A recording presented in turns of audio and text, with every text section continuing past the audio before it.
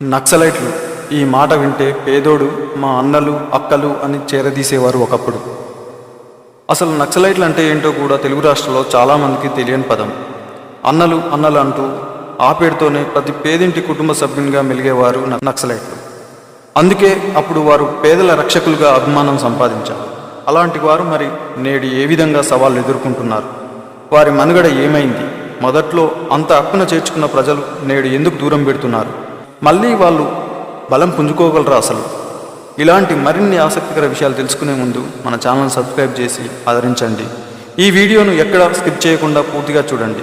నక్సలైట్లు అన్న పదం వింటే మనకేం గుర్తొస్తుంది? అడవుల్లో ముదురు ఆకుపచ్చ రంగు బట్టలు వేసుకొని తుపాకీ పట్టుకొని తిరుగుతున్న బృందాలు, ముఖానికి గంచా కప్పేసి ఒక్కసారి కనిపెడితేనే సాధారణ పౌరులు అడలెత్తిపోయే పరిస్థితులు. కానీ ఎప్పుడైనా ఓసారి ఆలోచించారా? వాళ్ళు ఇలా అడవుల్లో ఎందుకు తిరుగుతున్నారు? ఎందుకు సొంత ఇల్లు, కుటుంబం, ఊరు వదిలేశారు? వారికి భవబంధాలు, ఎమోషన్స్, ప్రేమలు లేవా?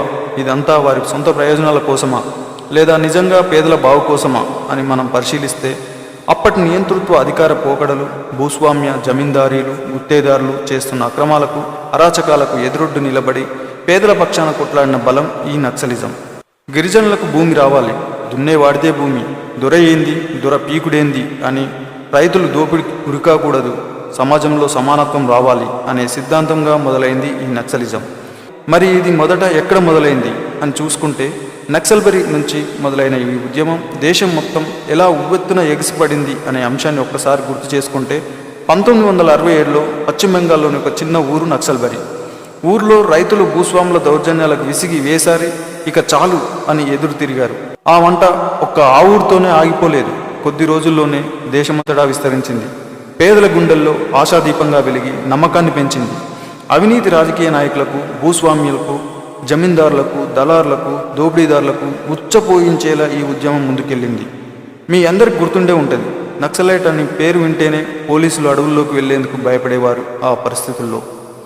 అసలు మాన్యం, ఏటూరు నాగరం, ఛత్తీస్గఢ్ బార్డర్, ఒరిస్సా బార్డర్లో పోలీస్ జాబ్ వస్తే జాబొద్దు గీబొద్దు, బతుకుంటే బల్చాక్ బతుకుతాం దేవుడా అని పోలీస్ జాబ్లోనే వదులుకున్న వారు కోకొల్లలు.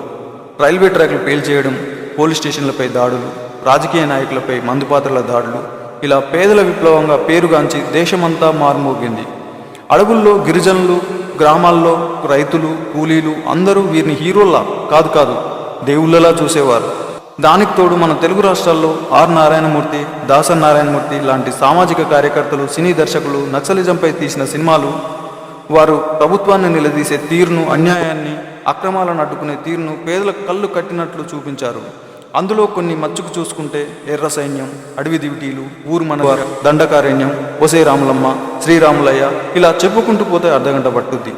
ఈ సినిమాల్లో కథతో దర్శకుడు నక్సలిజం గురించి, సామాజిక బాధ్యత గురించి వివరించిన ఒక ఎత్తు అనుకుంటే ఆ సినిమాల్లోని పాటలు మరొక ఎత్తు. ఇలాంటి పాటలు పాడడంలో దిట్ట వందేమాతరం శ్రీనివాస్. ఆయన గొంతుతో ఎర్ర జెండాల పాటలు రాగానే జనాలంతా సినిమా థియేటర్ క్యూ కట్టేవాళ్ళు ఆ రోజుల్లో. ఇలా ఈ సినిమా వాళ్ళ ప్రభావంతో కూడా తెలుగు రాష్ట్రాల్లో నక్సలిజం ఊపందుకుంది అని చెప్పవచ్చు. మరి ఈ నక్సలిజంలో చేరేవాళ్ళు పనిపాట లేని వాళ్ళు, చదువు సంధ్యలు లేనివారా అంటే పప్పులో కాలేసినట్లే. అప్పట్లోనే ఇంజనీర్, డాక్టర్లు అయినవారు, ఐఏఎస్లకు, ఐపీఎస్లకు ప్రిపేర్ అయిన వాళ్ళు, ఎంతోమంది టాలెంటెడ్ యువత దళంలోకి పోయేవాళ్ళు. ఎందుకంటే ఎన్ని గొప్ప చదువులు చదివినా ఈ రాజకీయ అవినీతితో తమ బతుకులు నిరుద్యోగులుగానే మిగిలిపోయి, రికమెండేషన్, లంచాలు ఇస్తేనే జాబులు ఇస్తామన్న అధికారుల అవినీతిని చూసి కడుపు మండి రగిలిపోయి ఉద్యమ బాట పెట్టారు. ఒక్క చదువుకున్న యువతేనా, రాష్ట్ర ముఖ్యమంత్రులు కూడా నక్సలైట్లను తమ వారిగా ప్రకటించుకుని ప్రజల్లో సానుభూతి పొంది ఎన్నికల్లో ఓట్లు దండుకునేవారు. మన తెలుగు రాష్ట్రాల్లో అందరికీ తెలిసిందే, ఒక పేరు మోసిన పార్టీ అధినేత నక్సలైట్ నా దేవుళ్ళు అని బహిరంగంగానే ప్రకటించి ఎన్నికల్లో వెళ్ళి ఘన విజయం సాధించారు. ఇలా శిఖర స్థాయిలో ఉన్న నక్సలిజం ఎందుకు ఈరోజు పాతాళానికి పడింది, ఇంకా పడుతూనే ఉంది అనే విషయం గురించి మాట్లాడుకునే ముందు ఇంకా మన ఛానల్ సబ్స్క్రైబ్ చేయకపోతే ఇప్పుడే చేయండి. ఒకానొక సమయంలో నక్సలైట్లు రాష్ట్రాల వారీగా వారి వారి అధినాయకులను ఎన్నుకొని అడవి నుంచే అధికార పార్టీ ప్రభుత్వానికి సమాంతరంగా వారి ప్రభుత్వం నడిపే స్థాయికి ఎదిగారు. ముఖ్యమంత్రుల మీదే మందుపాత్రలు పెట్టి కాల్చేసిన దాఖలాలు చూసాం.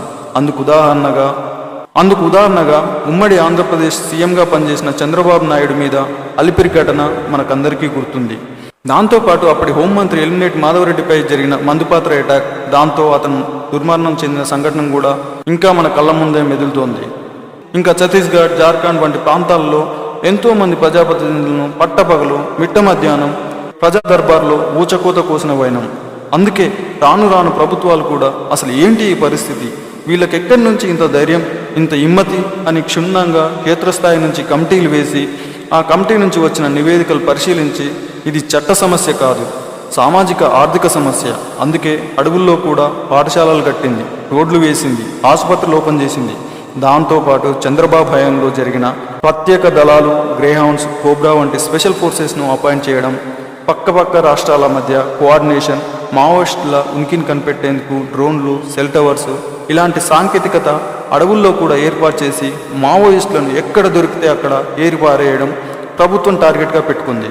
దానికి తోడు ఇప్పుడు ఆపరేషన్ కగార్తో నక్సలైట్ టాప్ లీడర్లను టార్గెట్ చేస్తూ నక్సలిజం అనే భావాన్ని కూకటి వేలతో పెకిలించడానికి ప్రభుత్వాలు కృషి చేస్తున్నాయి.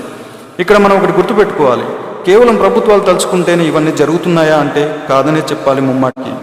ప్రజల్లో కూడా ఈ నక్సలైట్ల మీద వ్యతిరేకత రావడంతో ప్రభుత్వానికి బలం చొచ్చుకుపోవడానికి ఆస్కారం ఏర్పడింది. దానికి తోడు ఉద్యమంలో లోపాలు, తగువులు మొదలయ్యాయి. ఎవరు పెద్ద, ఎవరి మాట ఎవరు వినాలి, ఏ సిద్ధాంతం సరైంది, అలా వర్గపోరు, లీడర్ల మధ్య అనుమానాలు ఇవన్నీ నక్సలిజాన్ని రోజు రోజుకు నిర్వీర్యం చేస్తూ వచ్చాయి.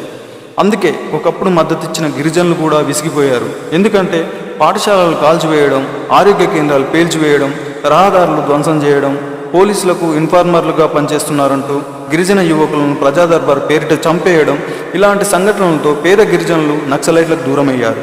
మనం ఒకసారి పరిశీలించినా ఇవన్నీ పేదలకే నష్టం కలిగించేవి.